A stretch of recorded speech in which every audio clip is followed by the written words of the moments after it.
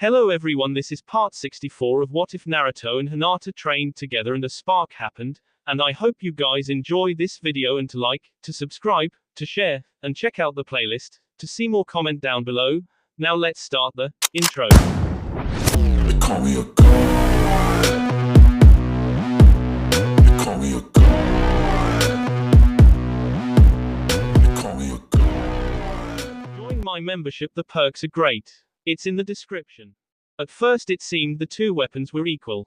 That Guki's greater strength would let him push Naruto back, but that Kitsune would stop Siphon, as it had Kusanagi as well as countless other weapons and jutsus. But Hinata's Byakugan let her see the axe's absorption tugging at the chakra that reinforced the staff blade. It began with a tiny nick in the metal cylinder, but as Guki pressed down, the intrusion into Kitsune's structure hastened Siphon's unraveling of the strengthening techniques. The further the axe see into the staff blade, the weaker the latter grew. After it had been one-third of the way through, the beleaguered weapon failed, shattering unevenly. The majority of the metal cylinder dropped, clattering onto the floor. Naruto! Sakura shouted fearfully, as Siphon arced down at Uzumaki's shoulder. She released her readied arrow, but knew she was too late to save Naruto's arm. Hinata changed her angle of approach, aiming for Naruto's back so she could evacuate her lover to the medic. Both women cringed as Siphon see into the cloth of Naruto's uniform and continued down without slowing. And then the Senju weapon passed out the other side, leaving not so much as a mark on Naruto's body, though his now disconnected sleeve slumped down to his elbow. Sakura was shocked to see her teammate unharmed, but Hinata had seen the truth of the hit. She recalled Guki's earlier statement that he did not intend to KO them. As he claimed, there was no physical damage from the hit.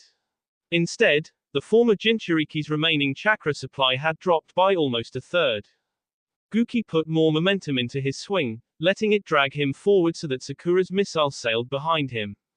Then Namikaze swung again, this time directing a horizontal attack at Naruto's belly.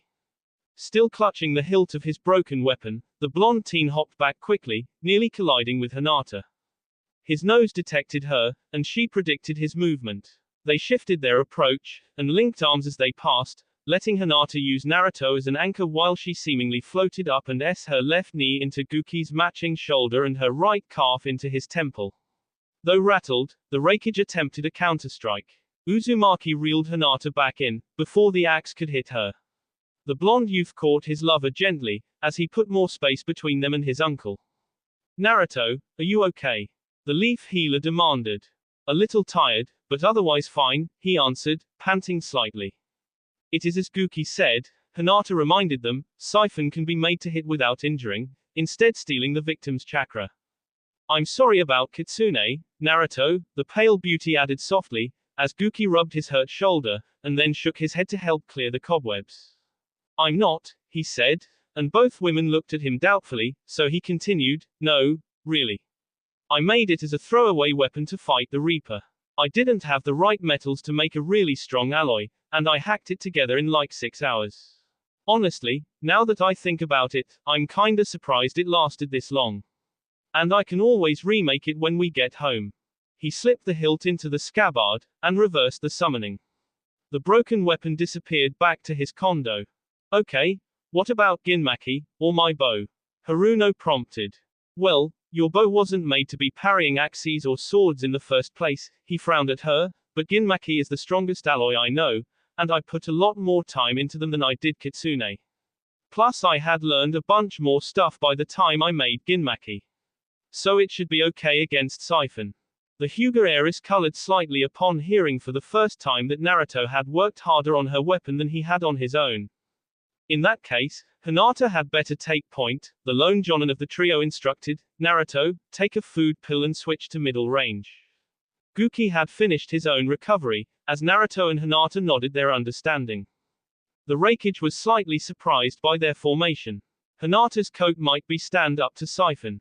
It had taken him a greater effort than he expected to break Kitsune. But even so, he had already proven he was faster than any of the teens, and strong enough to maneuver the white-eyed girl around however he wanted. All he had to do was keep Hinata between himself and the other two, while he wore the younger woman out.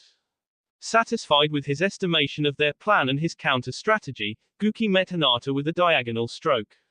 She braced herself and linked her braces, and while Namikaze's battle axe was stopped, the kunoichi was driven to her knees. He started to bring his leg up, to match his knee to her elbows, and push her arms out of the way for a second attack. Before he heard something else that made him tense and divert his gaze. Doton, Stone Claws Jutsu, Guki heard a brash voice declare to his left. Raiten, Spark Darts Jutsu, the same voice announced to his right. The rakeage spun backwards, barely escaping the hands that emerged from the floor. But the lightning technique continued to home in on the largest individual source of metal in the room, his axe. He see sideways, and Siphon's chakra stealing edge hit 4 of the 5 projectiles.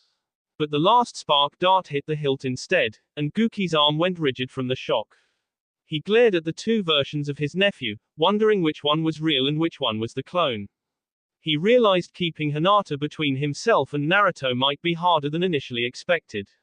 Based on the energy in his weapon, he had expected the boy to be nearly out of chakra. It seems all the stories about his chakra supply are not exaggerated, Guki thought. If anything, they might be underestimating him. Even with a food pill, I would not have expected him to rely on ninjutsu so soon after getting hit by Siphon. One Uzumaki launched a set of cyclone spikes, while the other unleashed a fire trace. A left-handed swipe of Siphon took care of the miniature tornadoes, while Guki half-signed with his right hand. Suten, Tripping Waves Jutsu, Namikaze incanted. The water that had formed his clones gathered and then rapidly dispersed, destroying the creeping flames and nearly toppling Hinata. The Byakugan uses sent earth chakra into her feet to increase her connection to the stone floor, and water chakra into her shapely legs to reduce the impact of the waves. Then she continued forward, her glowing fingers flashing out at his arms while he tried to shift Siphon back to his primary hand. What is Sakura doing? Guki wondered, as he dodged Hinata's right hand and interposed his axe before her left. He glanced over at the medic, who had an arrow drawn, but was merely tracking him. A second study told him her quiver was still nearly empty. He thought it was likely she was waiting for the best possible shot, likely after one of Naruto or Hinata's attacks connected. Namikaze could not let that happen, so he prepared to switch his focus to Naruto. He launching an unnamed fireball jutsu at his melee opponent, forcing her to leap back in surprise.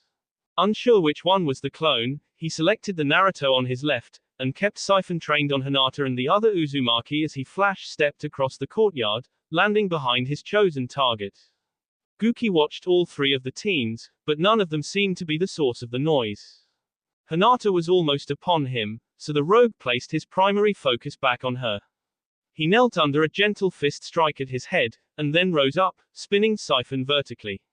The Hyuga heiress flipped towards him, caught the Senju weapon on her braces again, and used the extra momentum to continue her path over him. The rakeage barely evaded an elbow strike to the top of his head, and braced himself for an attack from behind before he recovered. Now, Naruto, Sakura shouted, but her mouth did not move.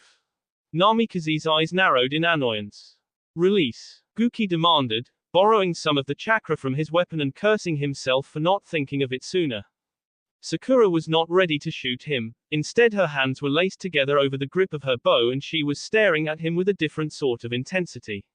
And next to her were 3 additional Narutos, one holding his hand over his head, and 2 drawing out the Rasengan hovering there into a broad, spiral disc. Fuyuten, Raisin Shuriken, all 3 Uzumakis proclaimed, as the original brought his hand down, throwing the disc diagonally. Guki was vaguely aware of Hinata rolling to the side, so she was not behind him. But he knew he would not have time to dodge. Instead, he moved his right hand up to Siphon's shaft, dug in his feet, and turned the axe's blade into his nephew's attack. Cyclone spikes, the solo clone shouted triumphantly, and while 2 cones flew towards Namikaze, one hit the Raisin Shuriken, changing its trajectory slightly. Unable to dodge the spikes, Guki took the hits to his left arm and shoulder, and tried to shift his weapon so he could still see down the galaxy-shaped wind chakra squarely. His timing was disrupted, and a curved tine of the shuriken struck the flat of the axe's head. An instant later, the edge of the Senju weapon touched the Raisin Shuriken, and Naruto's attack was consumed. But in the aftermath, all 4 shinobi could not help but notice a shallow pit at the point of initial impact. The previously smooth metal around the indent was now severely scuffed. The chakra stealing only works on the edge. Minato's son smirked as he stated the obvious. The fox-faced man recalled his clone to conserve his energy. Guki managed to hide his indignation and worry under a practiced veneer. I don't think that will help you much at this point, the Reikage countered smoothly. All those clones and jutsu must have consumed at least as much chakra as you regained from the food pill you just took. And I won't fall for that illusion again. How do you know you haven't already? Naruto countered slyly. Sakura is really good with genjutsu. Hinata can see it, the Reikage stated, starting towards the Byakugan user again. Uzumaki shifted his head slightly, and correctly read the furrow in his lover's brow. He set up some sort of cycle in his chakra flow, I'm not sure how. I've never seen anything like it before, the younger woman explained, deflecting the axe. She carefully directed her glowing toe at Guki's midsection. He will probably be able to sense a chakra intrusion much faster than normal, she concluded. Naruto unleashed a tornado lance on his uncle. Sakura began to weave a more complex technique. Guki spun out of the way of Naruto and Hinata's strikes, and brought his heel up backwards towards Hinata's chin. She tried to dodge, but his boot still scraped her skin almost up to her lip. Naruto was right there behind her, having moved in just behind his jutsu. He held his arm behind her back so she wouldn't fall. Instead, she used that brace as a lever, and rolled over. She jammed her toe into the knee of Guki's retreating leg. Both the Reikage and the Hyuga Aris landed, and neither one was entirely steady. Hinata was rattled from his blows. Guki's tagged joint twisted slightly as he set it down, before he caught himself. Youth clone jutsu, Naruto crossed his fingers and spun off a new copy. Namikaze noted that Sakura finished her art at the exact same instant. He felt the intrusion into his chakra network's altered rhythm, and decided that one of the three melee fighters was not what they appeared. But he expected that the fake was not the Naruto that exploded into being. Instead, the facsimile would actually be the original Naruto, or Hinata. He deduced there was still a clone, there had to be. Release, Guki said smugly. However, nothing about the scene before him changed. Either they transformed physical, or Naruto switched with his own clone, the Reikage thought carefully. He plotted his attack, but wanted to try to narrow the options first. Youth clone jutsu. Guki sounded amused. Gai-sensei's enhanced form of the shadow clone jutsu, Naruto explained sharply. Neji and I agreed to change the name to honor him after he taking out Kisame. Both Narutos darted towards their uncle, arms drawn back for a strong punch. Hinata circled around more cautiously, her fingers raised. Guki caught both Uzumaki's in a sweeping crescent kick, but neither changed or exploded. He turned out his weapon's edge for a hasty jab at Hinata. The young woman hopped back to avoid it. Then all three teens cleared a path as Sakura threw 6 of the siphon copy kunai back at him. He shattered 5 of them with a quick S of his axe. But the last was merely deflected downward. It see through his heavy boot and shallowly into his foot. Guki punched a returning Naruto in the jaw. The teen was knocked back, but again was not destroyed. The renegade leader frowned thoughtfully. He had not been informed of the altered technique, but it was not uncommon for shinobi to come up with minor variations on their jutsu. Without knowing how Might Guy had altered the shadow clone, he could not be sure of the most effective way to deal with it. But he expected Siphon would still be up to the task. He took a broad swipe at his nephew's copy, or at least the one he estimated was the copy. The youth dove under the attack aggressively. Naruto attempted to grab Guki's knees, while the other him went for his uncle's right arm. Guki hopped over the low attack, and his elbow into the cheek of the blonde, reaching for his axe hand. As he landed on Naruto, Hinata's fingers clipped his spine. The Reikage pushed off of the Uzumaki below him, rolling forward to escape the gentle fist strikes, which put him directly in the path of Sakura's next round of repurposed spade daggers. He blocked them, holding Siphon broadways as a shield. He caught one of the kunai as it clanged off the battle axe, and jammed it down into Naruto's calf. Finally, the clone obliged his attacks and exploded. Guki landed facing Sakura in annoyance. The medic might not be the immediate threat that her teammates were, but her frequent distractions were keeping him from fully engaging Naruto and Hinata. Axe Chrysanthemum Jutsu, he took a step forward and threw Siphon at her sidearm. The large weapon spun towards her with unnatural speed and a deliberate, shaped path. and due to his chakra, it spun with the grip as the central point, increasing the area it covered. Haruno recognized one of the attacks Tsunade had taught her but that she had never fully mastered. She also knew that she would not be able to avoid the attack. She briefly hoped the blade was still configured to see her chakra reserves instead of her flesh. "Sakura," Naruto shouted, and a one duplicate of him appeared next to her. The defensive clone yanked her to the left, and exploded from just that effort. Despite the assist, the Leaf Jonin did not fully escape Siphon. Its blade passed through her wrist without any visible damage. And then the hilt struck her knee with a loud crack. "Weapon summoning," Guki announced, and Siphon appeared back in his hand. He swept it around, keeping Naruto and Hinata at bay for a moment, their focus partially on their teammate. Sakura looked down at her right hand, which was not properly answering her mental commands. She estimated her kneecap was merely cracked, not broken. And her chakra supply was nearly depleted. She unsteadily swung her bow over her shoulder, and began fumbling for a food pill with her left hand. "My apologies, Sakura-san. But that was the best way to remove you from the fight." "What was?" Naruto demanded, launching a fist at his uncle's ear. "He severed the tendons in my right hand," the healer explained, biting into the supplement she had clumsily retrieved. "Why do that?" Uzumaki sounded confused. "Why not just see off her hand? Aside from the fact that severing her wrist would be going too far." Guki answered with a query of his own. That aside, reattaching a limb in combat would be nearly impossible, even for Tsunade-sensei or her star pupil. Sakura would have probably stopped the bee and continued fighting. But this way, after she recovers her chakra, it makes more sense for her to spend the time to heal herself.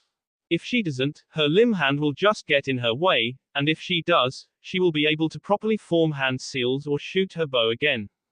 Having ducked under her nephew's first attack, Guki caught the blonde youth's knee on the shaft of his axe.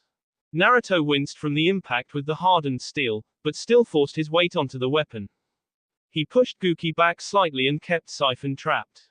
This allowed Hinata to circle in for a gentle fist strike to Namikaze's kidneys. Guki released Siphon with his left hand, but moved the matching knee into its place.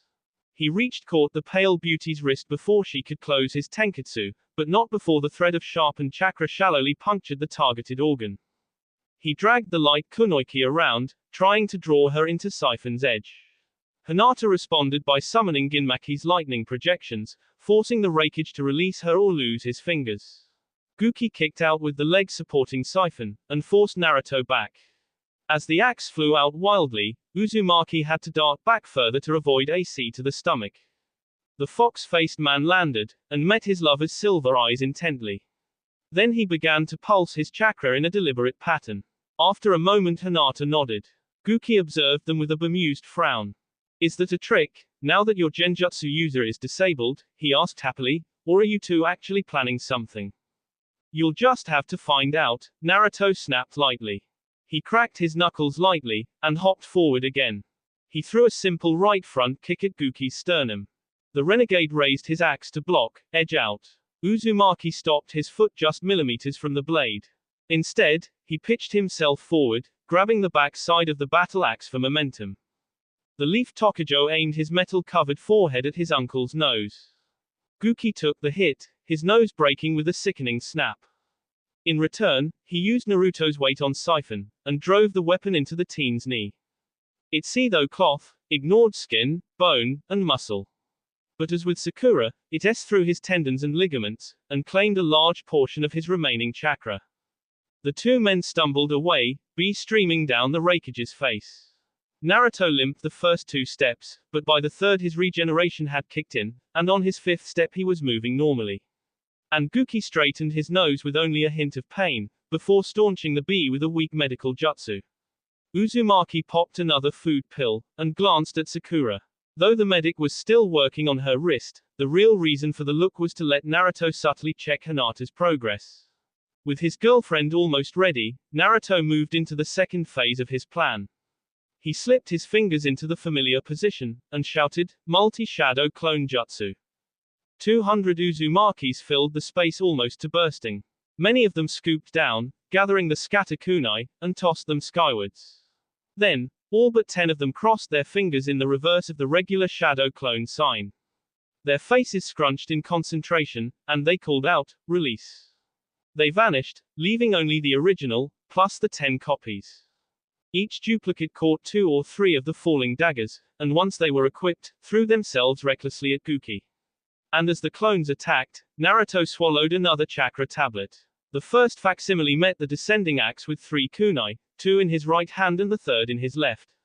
The cheap weapons cracked, but did not immediately break. Before Namikaze could press the issue, he was forced to dodge the next 2 copies. Shadow clone jutsu, Guki growled, sounding moderately annoyed. His clone appeared outside the circle of Naruto's, and 4 of them turned to meet him. Namikaze's copy took down one Naruto, they disarmed the siphon, and the copied axe disappeared once separated from its source. Guki's shadow continued to fight, but without his weapon and limited by the shadow clone form, it was only a matter of time. One of the Narutos landed a moderate C to the traitor's clone's left side, and the second Guki exploded. But during the exchange he was able to landed a solid blow on that Naruto. The clone exchange ended 2-1 in Guki's favor. During the copy battle, the real Guki was able to see down one of the 6 copies fighting him. But the duplicate had only 0.5% of Naruto's remaining chakra, so Siphon only gained a small amount of energy. The Raikage realized the original large batch of clones had been focusing to send their power back to the original Naruto.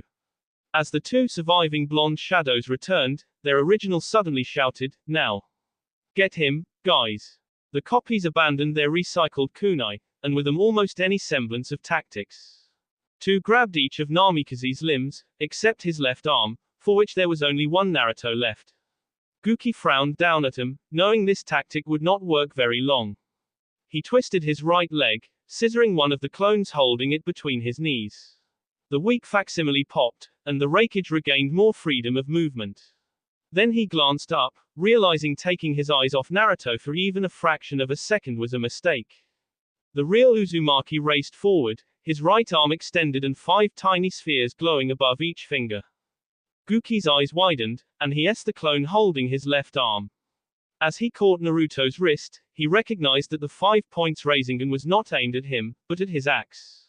Struggling to keep his nephew from advancing, and trying to shake off the remaining clones, Namikaze turned his right arm outwards in spite of the clones. The axe inched further away from Naruto. And right into the path of Hinata. 5 points Rasengan, she announced, as the orbs floating over her left fingertips made contact with the scarred side of the axe. Naruto dug his left fingers into his uncle's wrist, freeing his right arm from the Raikage's grip. 5 points Rasengan, he echoed his beloved, his version of the attack carving into the clean side of Siphon's blade. Guki grabbed the hilt of the axe with both hands, trying to pull it free, but the vibration spreading through the weapon made it impossible for him to keep firm hold of the weapon. And every time his hand slipped, the clones made him pay for it, hauling his numb limbs away. Naruto and Hinata's tiny sphere finished their paths, and they met in the middle of the blade. As the 5 sets of Rasengans merged, they grew, carving out larger holes in the center of the axe, and increasing the resonance. Sippon's head exploded. The blade shot away, carrying most of the chakra-draining red ore with it. That fragment of the Senju weapon buried itself in one of the stone pillars. The hilt, haft, and backside of the weapon flew more slowly in the opposite direction, and into the uninjured side of Guki's head.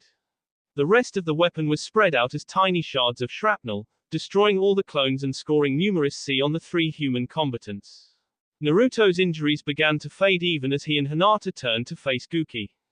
The Raikage was slowly regaining his feet, a look of rage and a livid purple welled both on his face. "Now, we're even," Naruto growled. "Not quite," the Raikage snarled back. Guki pumped more chakra into his limbs than Hinata had ever seen anyone risk before, enough to potentially damage his muscles. He disappeared from Naruto and Sakura's vision, and Hinata could only track the trail of energy behind him. He struck her too fast for her to block or dodge. "None of those attacks will be lethal if she receives immediate treatment," he told the medic, who was not quite finished with her own damaged wrist, "but that ensures you two will be occupied long enough for me to have a little discussion with my nephew." "Not a good idea," Sakura smirked back, even as she knelt next to Hinata and began to check the younger woman's injuries. "I still remember what happened to the last thing that seriously injured Hinata to get a one-on-one fight with that knucklehead." Guki felt a burst of energy hit him, and turned slowly towards his nephew. Naruto was covered in a thick aura of silver chakra. The cloak pulsed with each breath, creating a steady outward breeze. His visibly growing fangs ground together in rage. Uzumaki took a step forward, his face lengthening, and golden fur sprouting all over his body.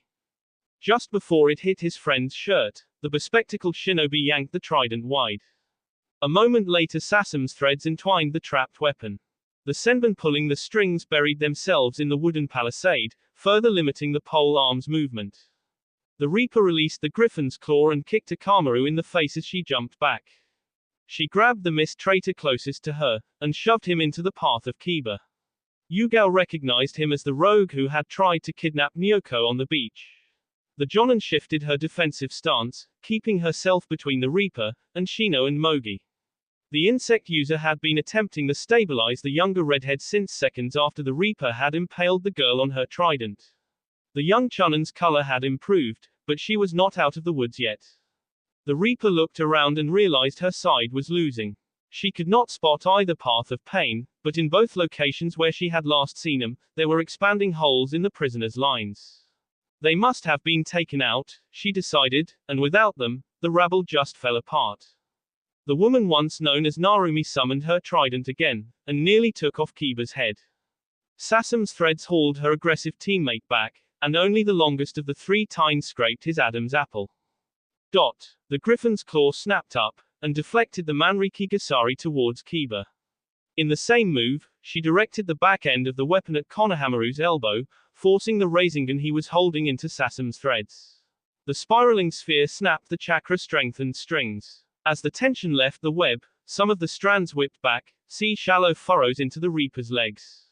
Sasam, set up a summoning seal, Yugao instructed, Kiba, Akamaru, Udon, and Konohamaru, get the griffin's claw away from her, and to Sasam. The younger warriors instantly complied. The daughter of the Fuma clan reeled in her lines, and began marking a circle on the ledge. Udon aimed his weighted chain for the trident again, but this time the Reaper supplied her weapon with her chakra. The sword-like tines of the polyam began the spin, and they tore through the links attempting to secure it. The third's grandson aimed a high kick for the invader's head, while Akamaru and his human each went after one of her legs. The Reaper leaned back, and Konohamaru's strike passed just over her nose. But Konohamaru had developed a partial immunity to his teammate's irritant. He sneezed only once, and then grabbed the trident while the murderess was distracted. The young Chunin hastily tossed the weapon to the older redhead. Sasam s the multi-headed spear into the wooden platform, and activated the Fuinjutsu. Despite his more sensitive nose, the Inuzuka Chunin recovered before their opponent. With Akamaru still trapping her right stem and her body racked by sneezes, the leaf shinobi rose up. He put the weight of his body into his fist, and drilled it into her chin, even as her head descended in another sneeze. Even with his training and chakra reinforcement, Kiba broke two knuckles when his fist hit her jaw. But the Reaper came out much worse. And because of the ninja hound holding her down, none of the force of the attack could be dissipated in upward movement. Her eyes rolled back into her head, and she collapsed backwards. Akamaru released her, and the Reaper's head hit the wall hard. Still, the Leaf Warriors watched her carefully, expecting a trap. A few dozen feet down the wall, a shout of triumph went up as Shizune and Hana's poison cloud K.O. disabled 7 of the freed prisoners and 2 black Shizokus in one hit. The heart seemed to have gone out of the attackers. Most were breaking off. They were now more interested in escaping, given that their links to Guki's command structure were severed. Udon, go see if Shizune-san can come help with Mogi, Yugao ordered. No offense to your skills, Shino. No offense taken, the insect user agreed pragmatically. The rest of you keep an eye on the Reaper, the Jonin added, her gaze moving up and down the wall, looking for any remaining pockets of severe combat. One captain rank Shozaku, and the 2 sergeants with him, that cleared the way for the bushy-browed Tokujota engaged the red Shozaku who was attempting to ambush the Leaf Jonin while she recovered from her twin rising dragons. The 2 members of Team Guy had separated from the temporary teammates at the gate. Then, after securing permission from Shikaku Nara and Sum Inuzuka, they had slipped through the incursion bulge at the now open entrance, and began looking for their missing friends. That is all on this street, Lee said, as the lieutenant he was collapsed face first into a puddle. The energetic youth rolled the E-warrior onto his back, and then looked around to get his bearings again. We appear to be about halfway to their operations center, he added. If they made it there, the kunoichi agreed, pessimistically. Lee frowned at her. Do you believe they did not? I don't know, she said, call it nerves, or women's intuition, but I get the feeling that they ran into some trouble on the way. Maybe it is just that the defenses are still too organized for the Rain's command structure to have fallen apart. And if they had taken down Pain and convinced the Rain Ninja and Shizukas to follow them, then the fighting should already be over. Perhaps we should just ask them, Lee noted oddly, pointing in the direction of their target. Two figures had emerged from the haze of the downpour. And as her eyes focused on him, Tenten realized Lee was correct. Neji, she whispered, noticing then that each of the pair was leaning on the other for support. She and Lee took off running, the kunoichi barely resisting the urge to expend some chakra to speed her movement or even just body flicker to her lover. As his form became more clear, she noticed he was holding his left hand against his body, and it was crudely wrapped. Tenten-san, Lee-san, the Kazekage hailed them, it is good to see you. What happened to you two? Lee demanded, his eyes also drifting to Neji's hand. We fought Pain's Asura path, Neji answered, his voice shallower than usual. And, Tenten could not finish the statement, unsure what she should say to avoid insulting them. We are alive, Gaara continued flatly, she is not. Then why has the fighting not ended? Lee asked curiously. We did not fight her in their headquarters, Neji answered, and as you can see, we are not in any shape to take advantage of our victory, such as it was. We'll get you back to the healers, she moved to support her fiancé, while Lee propped up Gaara. As she wrapped his arm around her shoulders, Tenten could not help but prompt, Neji, your hand. She severed my left pinky and ring fingers, he stated with embarrassment, we have them, and Gaara preserved them in a scroll. We hope that Ino Yamanaka will be able to restore them, the Kazekage offered, and if she cannot, I will ask the Hokage personally to perform the operation. Thank you, Gaara-san, Tenten said sincerely. Their former enemy nodded, bearing his own feeling of grawed. Then the quartet began to move back towards the gate as quickly as the injured men were able. The figures trudged through the Kumogakur, undisturbed. The acolytes both guarded and supported their weakened master, though so far their protection had been unnecessary. The Shizukas still recognized Nagato as one of Guki's generals, the Raikage having been unable to issue orders to the contrary. And the few civilians not hiding in their basements recognized the acolytes' Shinto-styled uniforms, and stayed out of their path. They had been walking for a quarter of an hour when someone finally stood in their way. The acolytes of Pain, Kakashi Hatake said blandly, stepping into the middle of the broad thoroughfare in front of them.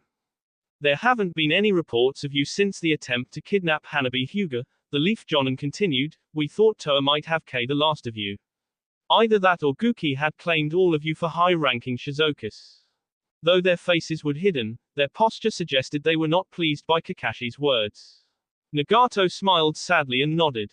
It was the latter, the Rinnegan user conceded without any anger, Guki-sensei allowed me to keep Sora and Toro as my personal bodyguards, in case Madara betrayed us sooner than expected.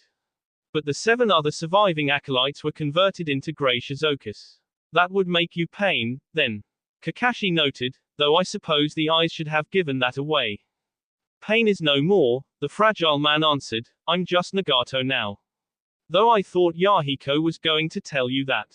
He might have mentioned it, Kakashi shrugged, then fixed a more critical expression on the turncoat, but I notice Naruto isn't with you.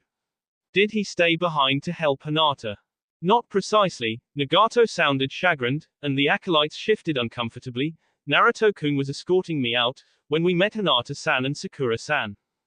They had already defeated Madara, him, if Sakura's words were accurate. But before we could make our escape, Guki-sensei stopped us. He agreed to allow my acolytes to take me out of the village, but he refused to let your students leave. Naruto-kun insisted we go, despite my offer to stay. He said we should seek out you, or the 2 kunoichi who were fighting my animal path. That explains how I ran into you, the copy ninja sounded torn, and the Rinnegan user understood his indecision.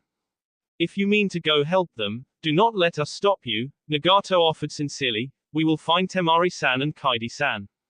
No, Kakashi shook his head. Those three don't need me sticking my nose in. And bringing you back safely is our mission.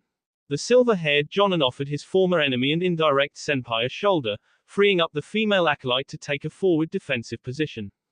We better go back out the way we came in, Hitaki speculated. I'm guessing the Shizokus at the main gate won't be too happy to see us. Unless Sensei has had the time and inclination to give orders removing me from my position, I am still one of his 2 seconds in command and a general of the Shizokus, Nagato interjected uncertainly. If I so order, they will let us leave. Certainly easier than navigating the sewers, Kakashi agreed sardonically. If you're sure, I guess it's worth the risk. The quartet resumed the trio's original path, moving slowly closer to the sounds of battle. Gaara. The Tsuchikage rumbled in surprise as the Kazekage walked stiffly into the command center. I thought you were being treated for your injuries. Neji Hyuga was much more badly hurt than I was, the Sand Shaper answered, and I have responsibilities to my people and to my allies. What is the situation? Our people have begun spreading word that the Asura path has fallen, Mitsuru informed him, looking down at the map. That appears to be having a negative impact on the Shizokus' morale. And a handful of rain ninjas have come out of hiding and are helping us. With the gate open, the walls are more of a hindrance to the enemy, keeping them trapped and limiting their maneuverability. At this point, even conservative estimates have us in control of the Omega-core by this time tomorrow. Good, Gaara nodded. In that case we need to contemplate our next move. I believe that would be joining the Snow and Mist ninjas attempting to liberate the Land of Silver. The Stone Jonin recalled. Yes, and if nothing has changed in the last 4 hours, it sounds like they will definitely need our help. Something has changed, the Tsuchikage growled slightly. A group of Guki's black Shizokus freed the criminals and renegades from the Leaf's prison. The human path of pain is leading them in an assault on that village. We have not heard anything recently, but the last we knew the Leaf were holding their own. Tsunade will ask for assistance if things become too desperate, the younger shinobi asserted confidently. And if it is too late by then. I have no special love for the Leaf, but even now we cannot afford to lose any allies. I trust in him, the Kazekage did not falter. For now, we just have to continue the plan we agreed upon. Very well, Mitsuru's voice settled. Our plan is to attack from the land of forest, while the mist and snow continue their assaults from the ocean, is it not? Correct. But I believe that with the combined skills of you people and my own, we may be able to attack the mines directly. That would be easier than attacking the surface and having to fight our way down. The compact Kunoichi bobbed her head in agreement, a deep smile cracking her face. There, Temari pointed as a blast of snowflakes shot off the roof of a 3-story restaurant boasting, authentic land of lightning home cooking. Just a second, Kaidi squinted in pain as she focused the energy she was using to keep her scratches from getting worse. Then she placed one foot on the wall and began a tentative ascent. The Sang Jonin frowned, wondering if her mist ally was hurt worse than she initially appeared. But Mizuno pushed herself harder, and the fan user found herself sprinting to catch up. What they saw was not what they expected or hoped. The Kazekage's protector was no longer with the Leaf Healer, and was facing off against a woman both Kunoichi recognized as the closest thing Kohaku Namikaze had to a standard appearance. The Hyoten user directed another hawk made of ice after the Jinchuriki. And the grass renegade's chakra-wrapped fist it into snow, creating a drift like the one that had attracted them. The two combatants paused, looking at the newcomers. After deciding that Temari and Kaidi were both real and legitimate, they relaxed to regroup. Kohaku's eyes lit with potential. What are you two doing here? Nitsuki asked carefully. Even recognizing Temari as the genuine Articale did not preclude the possibility of a trap. And as a bodyguard, the Ice Shaper was naturally cautious. The animal path suddenly dropped. Kaidi fell into her standard, inept persona, but not before she see me up pretty bad. We were looking for Sakura, so she could fix me up. Where is she? The casual manner in which she dropped the strange fate of Yugito ni unnerved the surviving Shozaku general. Exactly as the Mist Hunter intended, if not to the degree Kaidi was hoping for. Kohaku's eyes flickered over Mizuno, taking in the deep tiger's claw sea down the seductress's left side. We sent her to help Hinata fight Madara, Nitsuki answered, placing special emphasis on the first word. Kohaku smiled weakly, as the two newcomers exhibited their amazement. Kaidi protested incoherently, then frowned at Kohaku. Why would you do something like that? I was just using it to get a one-on-one fight, the Jinchuriki explained unconvincingly. And because she did not want Hinata to have to fight Madara alone, Gaara's guardian continued, she made quite a number of concessions to get Sakura to go. No one deserves to fight Madara alone, Kohaku said again, glaring at Nitsuki as if the Sand Kunoichi had betrayed her, and might I add, those concessions have just been rendered null and void. It's not like you can become invisible again, Nitsuki shrugged, not when my Hyoten jutsus can find you. And if you transform into myself or Temari-sama, the other will be able to see through you easily enough. Even if you mimic Mizuno-san, we will be able to tell the difference by her injuries. Speaking of, Gaara's sister interrupted, if I take over for you, Nitsuki, could you take a look at Kaidi's wounds? What? No way, I want Sakura, the face of the mist protested, drawing a raised eyebrow from Kohaku. Why her? Because as a bodyguard she is more versed in first aid and medical jutsu than your average shinobi. Including me, the fan wielder let her genuine annoyance at the younger-seeming woman's facade seep into her face and voice. Fine, Kaidi pouted. And you expect me to limit myself to one tail of power, even after you switch out for a fresh replacement? Kohaku prompted sharply. Fresh. Temari sighed, I had to cover for her during our fight with the animal path. And she still managed to get hurt, so I had to carry her here. You can stop that, the Raikage's wife insisted in annoyance, there is no way I will believe that the Mizukage's daughter, and the infamous hunter ninja known as the face of the mist is a technical jonin. Believe what you want, Temari shrugged, stepping closer. Then she glanced at the holes and dents on her weapon. Give me those toys of yours, Shikamaru's lover demanded, since my fan was damaged protecting you. What? If she gets past you, I'll need my Ziphos, the Mizukage's daughter whined, and she's unarmed. Can't you fight her with taijutsu? You're a jonin too, right? Fine. Temari echoed Kaidi's earlier tone as she repeated the annoyed acceptance. She s her fan into the tiles under them, and approached Kohaku barehanded. Really? You two should book a theater? Kohaku shook her head in amused exasperation, but have it your way. I'll limit my powers and play with Temari-san for a while so Nitsuki-san can stabilize Kaidi-san. As if to belie her statement, she darted forward, diving past Temari. Then spinning back, Kohaku launched a kick at Gaara's sister's spine. The lighter-haired Sand Jonin threw back her left arm, her elbow striking the Jinchuriki's knee. Both women winced at the impact. They landed facing one another, and both started signing. This looks pretty bad, the bodyguard didn't pull her verbal punches, as she knelt beside the hunter. Yeah, Kaidi agreed softly, dropping the act, both the middle and the right C punctured my S-intestine. And she just missed the major veins in my leg. I've been using my chakra to keep the wounds from getting any worse, and Yugito gave us a cream that slowed the bee.